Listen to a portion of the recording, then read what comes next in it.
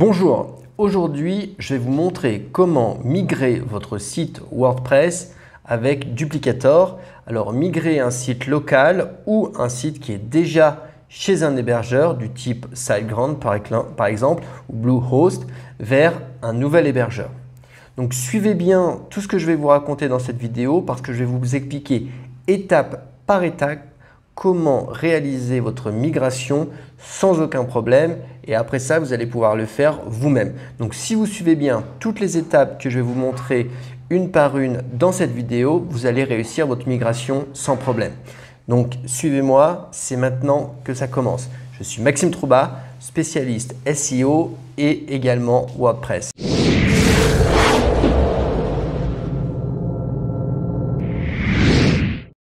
Alors aujourd'hui, je vais vous apprendre une technique pour migrer votre site internet vers un autre serveur. Alors c'est toujours compliqué, mais avec cette technique, vous allez le faire en vraiment très peu de temps.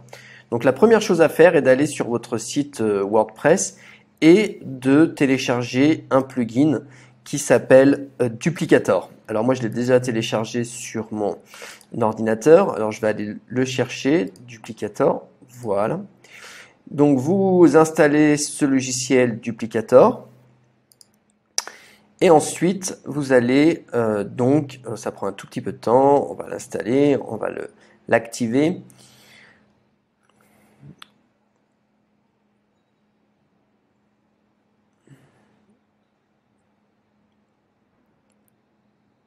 Voilà, donc ça prend un petit peu de temps. Voilà, on va activer le plugin. Parfait. Donc là, après, on va aller dans Duplicator, on va aller dans Manage et on va créer ici un nouveau package. Alors, vous avez juste à suivre ce que je vous dis. Donc, ça va créer le nom de votre sauvegarde. Ici, si vous voulez changer effectivement des options, vous pouvez le faire, mais par défaut, je vous conseille vraiment de garder comme ça normal. Donc, on va cliquer sur Next. Ici, on va scanner votre site. Et ensuite, on va donc télécharger à la fois la base de données de votre site. Donc là, tout est good. Il y a quelques notices, mais c'est bon, c'est par rapport à des tailles. Bon, généralement, il n'y a pas trop de problème là-dessus. On peut y aller. Parfois, c'est des erreurs d'intitulé de fichiers, mais normalement, ça devrait fonctionner comme ça. Donc, on appuie sur Yes. On va construire le package. Et dans un petit instant, on va pouvoir donc télécharger le package et directement mettre tout le site dans un dossier. Donc, c'est beaucoup plus rapide qu'un FTP. Sur le FTP, ça prend du temps et c'est un temps monstrueux. Avec cette technique, vraiment, vous sauvegardez directement votre base de données et votre site internet. Donc, à partir du moment où le package va être finalisé, on va télécharger ces deux fichiers et on va les mettre dans un dossier qu'on va créer directement ici. Voilà, on va créer un fichier. On va créer ce fichier. Et ensuite, on ira donc mettre ces deux fichiers qui vont être créés, donc l'installeur et le fichier directement dans le dossier que vous avez créé sur votre ordinateur. Alors une fois que le package est finalisé, que le dossier est complet, tout a été construit, il est temps maintenant de télécharger les deux fichiers que Duplicator a créés pour nous, donc l'installeur et l'archive. On peut aussi cliquer là pour les télécharger tous les deux en même temps. Je vais le faire un par un. Donc, je télécharge en premier l'installeur et en deuxième les archives. Voilà. Donc, l'archive qui va se télécharger en quelques minutes, voilà, qui fait à peu près 1 giga. Alors, une fois qu'on a téléchargé ces fichiers de son site internet, on va dans le cPanel de son nouvel hébergeur, on va dans le gestionnaire de fichiers. Vous créez un dossier ici, créez un dossier avec le nom de votre site internet, en l'occurrence ici mybestadresse.com. Voilà. On va aller regarder, charger les dossiers. Donc ici, vous pouvez déposer les fichiers que vous avez téléchargés. Alors vous les prenez dans votre dossier, les deux fichiers que vous avez téléchargés, et vous les mettez ici sur votre gestionnaire de fichiers. Donc là, les deux fichiers sont téléchargés. On peut fermer cette fenêtre. On va reloader, recharger cette page et on va voir que les deux fichiers sont bien dans le dossier mybestadresse.com. Donc la deuxième chose à faire, c'est de créer ajouter votre nom de domaine. Donc vous allez configurer votre nom de domaine qui est en l'occurrence mybestadresse.com. Là, le sous-domaine, ça va se créer automatiquement. Et là, il va se trouver donc dans le fichier racine, on se souvient qu'il s'appelle mybestadresse.com. Pas la peine de créer un compte FTP puisque on va directement mettre les fichiers directement là-dessus. Donc on va ajouter le domaine.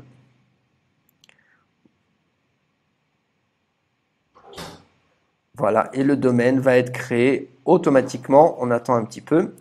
Voilà, le domaine supplémentaire a été créé. Donc voilà, donc là déjà les deux domaines, le domaine donc mybestadresse.com a été ajouté dans votre cPanel, dans vos domaines que vous gérez. Donc voici déjà là une étape qui est très importante, qui est finie. Donc la prochaine étape consiste à changer les DNS qui vont pointer vers votre site. Donc moi, mon nom de domaine il est sur Gandhi et on va changer donc les DNS, d'accord? On va prendre des DNS externes et on va ajouter les deux DNS qui m'intéressent. Voilà, donc ça c'est les deux DNS qui m'ont été fournis par le nouvel hébergeur qui est O2 Switch. Et je sauvegarde. Voilà, donc là j'ai changé les DNS, voilà, du nom de domaine. Et donc maintenant, voilà, mybestadresse.com, il va pointer vers ces deux DNS. Donc voici une autre étape de fini. Maintenant, il faut attendre quelques heures pour que le nouveau site pointe sur votre nouvel hébergeur. Bon, une fois que la propagation DNS est faite, il suffit de vous rendre sur l'ancienne adresse de votre site internet et vous allez voir que votre site n'existe plus, mais à la place, il y a le fichier installeur et le fichier archive que l'on a mis sur le site. Donc il suffit de cliquer sur le bouton, le lien installeur et on va voir le duplicateur qui va apparaître. Voilà, et donc là je peux continuer, je lis toutes les informations, donc j'ai pas besoin non plus de regarder toutes les options, etc. Puisqu'il va se auto-exécuter l'archive que l'on a mis sur le site. Après, donc on est à l'étape 1 du déploiement et on va passer maintenant à l'étape 2, rien à faire de plus sur cette étape 1. Donc là on va essayer d'extraire le fichier archive que l'on a mis sur l'hébergeur.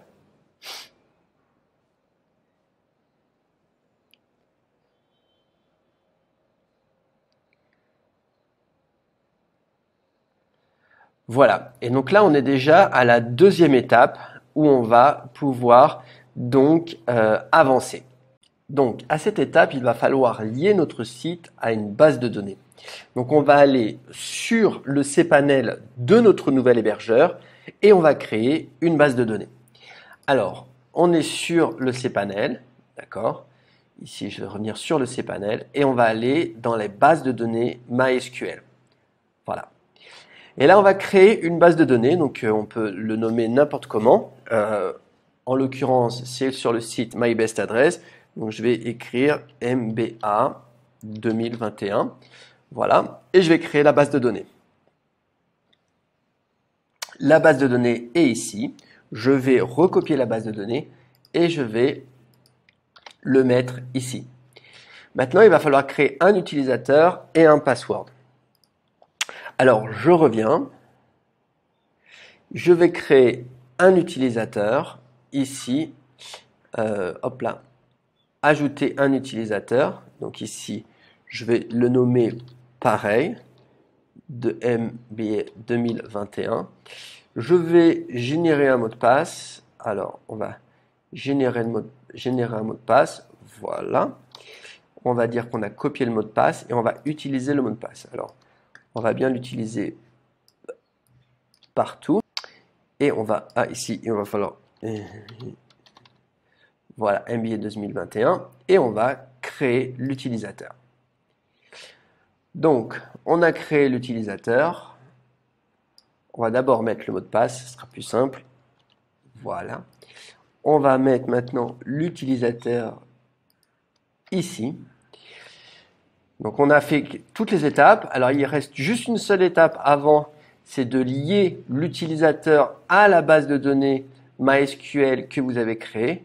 Donc vous allez ici ajouter un utilisateur à la base de données et vous allez là, donc MBA 2021, vous liez à MBA 2021 et vous ajoutez donc cet utilisateur et vous allez pouvoir maintenant lui donner tous les privilèges pour pouvoir écrire sur cette base de données. Donc vous cliquez ici tous les privilèges et vous apportez les modifications.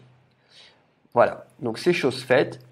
Maintenant, il suffit juste de, voilà, on va connect et remove all data et on va maintenant tester la database. Tout est passé et maintenant il suffit juste d'écrire sur suivant et cette étape numéro 2 est terminée.